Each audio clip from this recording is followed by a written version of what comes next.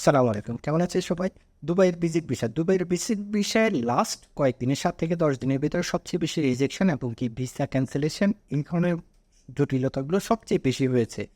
তার ভিতরে আপনি যদি কোনো কারণে ঢাকা এয়ারপোর্ট থেকে রিলিজ হয়ে এখানে আসছেন, এখানে আসার পর দুবাই অথবা শারজা এয়ারপোর্ট থেকে আপনাকে ফাইন করে দেশে আবার রিটার্ন করা হচ্ছে।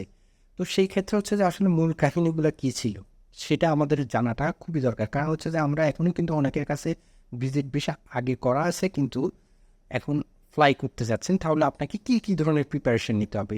এক, আপনাকে অবশ্যই প্রুফ অফ স্টে, যেটা হচ্ছে যে আপনাকে ভ্যালিড হোটেল বুকিং থাকতে হবে। তার সাথে আপনার রিটার্ন টিকিট মাস্ট এবং কি ভ্যালিড রিটার্ন টিকিট মাস্ট থাকতে হবে।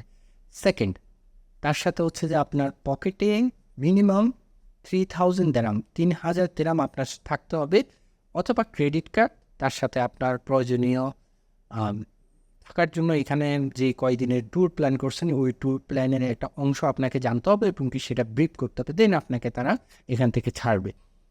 গেল একটা বিষয়। এটা ছাড়া হচ্ছে যে আরেকটা যে বিষয়টি সেটি হচ্ছে যে বাংলাদেশিদের জন্য এখন বেসিক ভিসা বলেন, অন্যান্য ভিসা বলেন, এগুলো খুবই ডিফিকাল্ট হয়ে গেছে। আর আপনারা অনেকেই জানেন যে বাংলাদেশিদের জন্য labour visa, high profession visa সব ধরনের ভিসাই কিন্তু এখন বর্তমানে বন্ধ।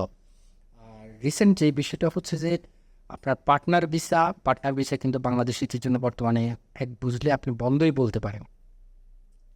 আপনার এখন পার্টনার ভিসার রিকোয়ারমেন্টগুলো অনেক হাই করছে এবং কি তার সাথে আপনার অফিসে গিয়ে সব ধরনের আপনাকে করতে হবে, যে আপনার যেমন আগে অনলাইনে ভিডিও কলে অনেক কিছু হয়ে যেত, বর্তমানে সেটাও কিন্তু হচ্ছে না। এই ক্ষেত্রে হচ্ছে যে ভিসার জটিলতা বেড়েছে।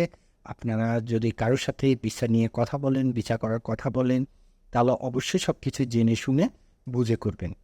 আজকে এই পর্যন্ত, সবাই ভালো থাকবেন, সুস্থ থাকবেন। সালাম।